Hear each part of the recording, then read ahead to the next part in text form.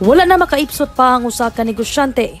Human na sikop atul sa operasyon sa kapulisan sa Purok 3, Barangay Poblasyon 4, Midsayap, Cotabato, niadtong Lunes, Marso 3, 2025. Gila sa Midsayap Municipal Police Station ang dinakpan nga si alias Bobong, 43 anyos, nga residente sa naisgutang lugar. Pinaagi sa search warrant, girombo sa hiniusang puwersa sa kapulisan ang panimalay sa sospek.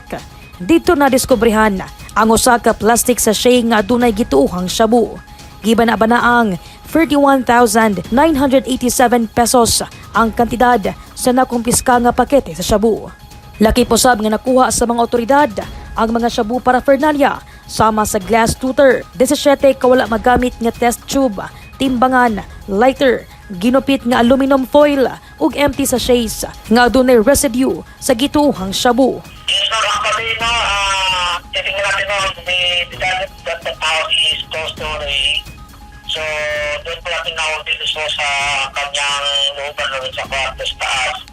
At doon po ang mga halos na mga illegal drugs na I think they are ongoing na nag-purchase sila.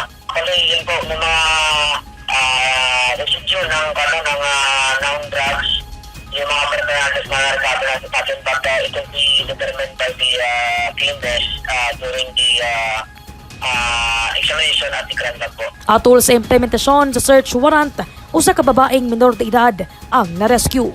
Gi-turn over kini sa Women and Children Protection Desk alang sa investigasyon. Actually, itong is one of the nakuha natin during the service of search warrant doon po sa area.